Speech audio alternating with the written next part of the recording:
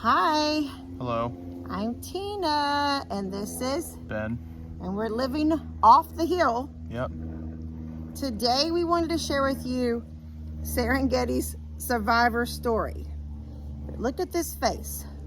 Last night I attempted this video and she bit me so bad. Yep. Here. Well, no, she didn't bite me bad, but it scared me. She does not like to be held. So, Serengeti came to live with us a couple of years ago. What year? Bennett knows. Bennett knows the date, so I let Bennett with the dates. January of 2020, right after Atticus died. Okay, so our German Shepherd Atticus passed away in January 2020, and my female Ollie, she really loved it when I brought Cinca. So I thought if I get Serengeti, that'll really give her something to take her mind off of the loss of her mate. So I talked to my niece Bree, and she said, hey, I got this friend that works with the vet, and they have a little kitty that was abandoned there if you want her. So I go and I pick her up, and I'm driving home with her, and she's this little tiny little kitten, and she's in the box and she's crying. So I reach over and I pick her up, and I'm going down the highway, and all of a sudden she's like and just starts biting me and attacking my hands. I was not with you when you got her. No, he wasn't there. So I was scared of her. She was like a little tiny kitty, and I was like afraid in my truck. I'm like, oh my God, this cat's possessed. Do you remember her original name? What we were originally going to call her? Her original name? Yeah. No. Sunshine.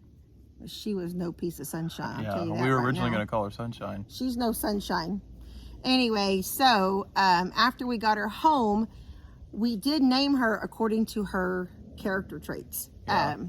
She likes to sleep in the trees. She avoids.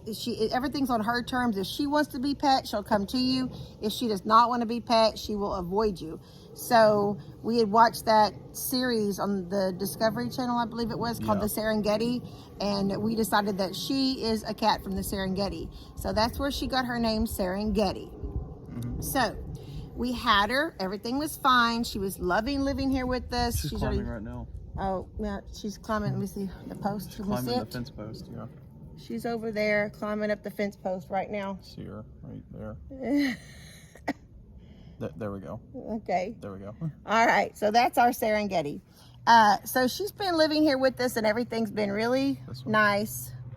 We messed the camera up now. Okay, so in February of 2021, Robert and I, it was our 20th anniversary, and we had made plans months ahead of time to go to the Florida Keys for our 20th anniversary. Well, I had made arrangements for all the animals to be taken care of. Everybody's going to be in a safe place. We had no idea the weather was going to get extreme as it did. We started seeing the weather reports a couple of days before we were leaving. My boys were basically adults, and I had everything situated, so we went ahead and went on our trip. I was 18, Elijah was 16. Yeah, so you're very capable of taking care of themselves. Although we already had arrangements for them to stay in Plum Grove with my parents, with their grandparents, and the dogs. Gigi and Pawpaw.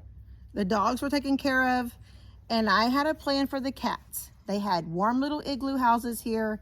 I'd made a cardboard box, filled it with blankets, put it inside of a big tote on the patio in the corner. And so if they wanted to be in a bed type situation, they had that covered.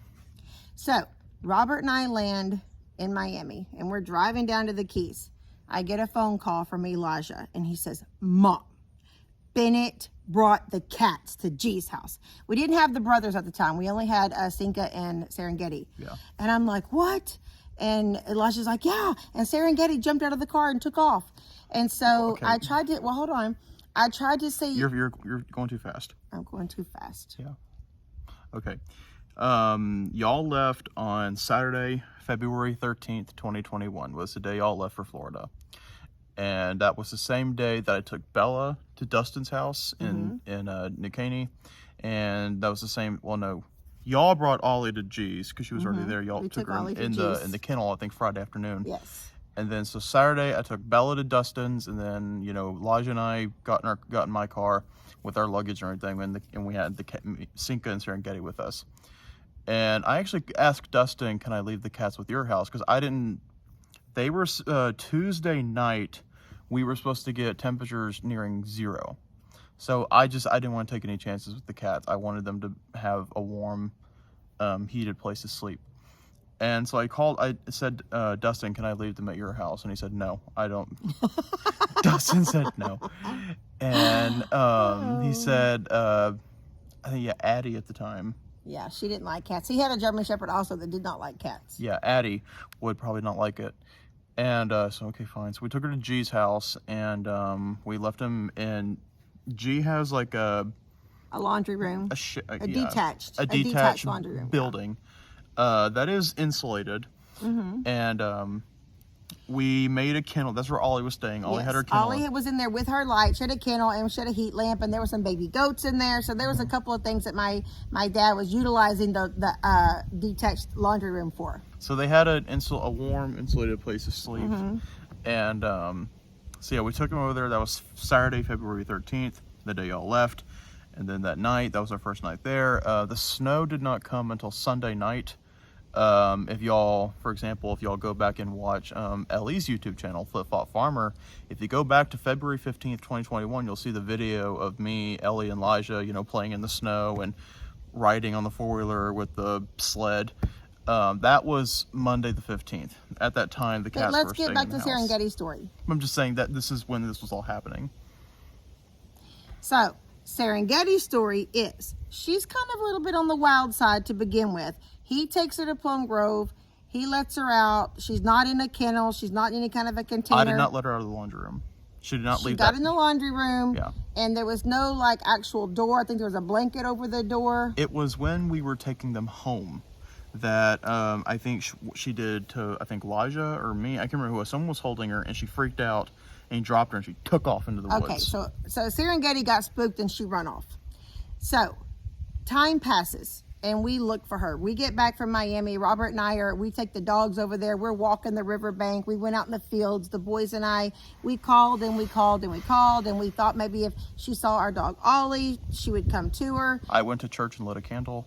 We were all praying that Serengeti would come home because we did love her. And I've got Jerry biting my feet, right? Tomas is biting my feet as I'm trying to speak. He's a handful. So I was really sad. I cried, and it made me sad because I felt like I was the person she was intended to live with. I accepted her for her little wild side, and she could live here and go to the pond and have the trees and just be herself and be safe. We had her spayed, and she had been microchipped. So I made a phone call to a couple of local vets, and of course no one had seen her or anything like that. And I really didn't think she would go be caught because she doesn't like anyone to catch her or hold her or pick her up. And it took us a long time to build that relationship. So I didn't feel like it would be something that she just let anybody pick her up a couple of days later. So, my outlook really got bleak and I got kind of sad, and I was just kind of thinking the worst. I didn't think, she's so little. She's a very dainty little petite kitty. And I didn't think she'd survive on the riverbanks. I mean, I know for a fact that there's cougar and stuff down there. And I didn't really know if she would survive or not. So after. I was going to say the story. I thought I saw her one time. So it was February of 2021. And then there was a month later in March of 2021. You thought you saw her? Yeah, I came to G's one night. And I turned into the driveway that goes onto the Morrow Hill, and it was nighttime, and my headlights turn onto the road, and there's this yellow cat in the middle of the road and just looks at the car. Was it her or a stray cat? I'm 100% sure it was her. Oh, well. She stares at the car, and then she runs off.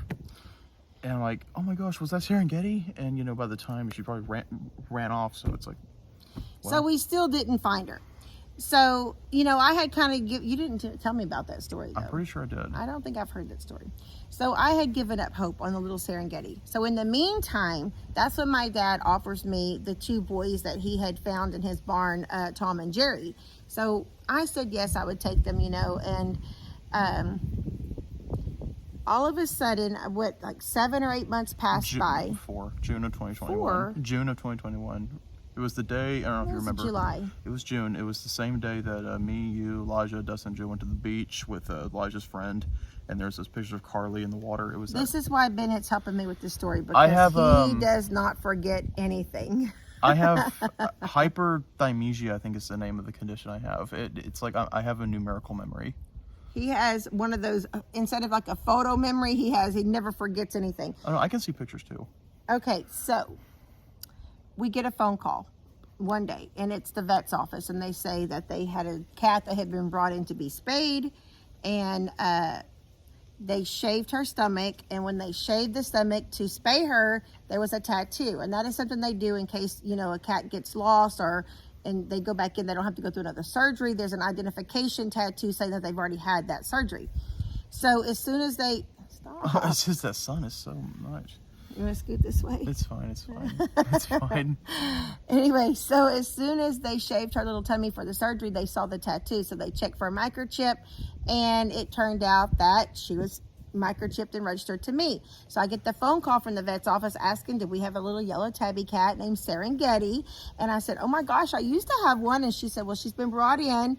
I'm going to have to, you know, notify the people that brought her in and she was a lost cat. And so the lady calls me back that afternoon, and it's funny because she lives several miles from my parents' house, and it's almost as if Serengeti was making her way back to our house. I want to believe that. She was making the long trek home, and along the way, she may have found a house that had their cats. Don't laugh at me. No, it's the cat. Oh, he's biting your feet? Yes. Tomas is Tom. down there giving us heck Tom. on our feet. So I kind of felt in my soul that she was trying to find her way back to us, and she was walking because it was several miles away from my parents' house, the house that she had landed at. And they told us that they had been watching her for weeks. Like she'd slip up in the trees, and she'd slip down at night and eat the cat food, and then she'd slip back up in the trees, and she'd lay in the tree branches and watch them, which is exactly what she did with us for months. She'd just lay in the tree branches and watch. And so finally they were able to get her to come down, and then they told us that they'd set a box trap to trap her because they wanted to make sure that she had been spayed or neutered to be, you know, so she wouldn't have babies out in the wild. And they turned out, she said they started petting her and loving on her for about a week, and she finally got calmed down enough where they took her into the vet to be spayed. And of course, that's when I got the phone call. So I met the lady in Cleveland, and I got Serengeti back, and it was a couple of days she was a little off, like she... Yeah, I remember when you first brought her home, she had been sedated and her pupils were so big. Well, she had been sedated for the surgery, Yeah. but it took her a little bit to get back to normal, because as soon as she got out of her sedation, and you know, we let her kind of come outside and walk around, and I think she remembered it, and it didn't take her very long before she was right back to her normal self again. So we were meant to have her. She was meant to be our kitty, and we love her, even though she's a little bit crazy and definitely takes up for herself and a bully to the other cats. We are Serengeti's family. Mm-hmm. And that is Serengeti's survivor story. And I want to thank Bennett for helping me tell the story correctly and not getting my dates messed up, because sometimes I forget things, but he never does. Right, Ben? I try. Mostly. Mostly. All right. Well, it's nice to see y'all this afternoon, and thank you for listening to our story, and we'll see you later. I'm Tina. I'm Ben. And we're living off the hill. Yes, thank you.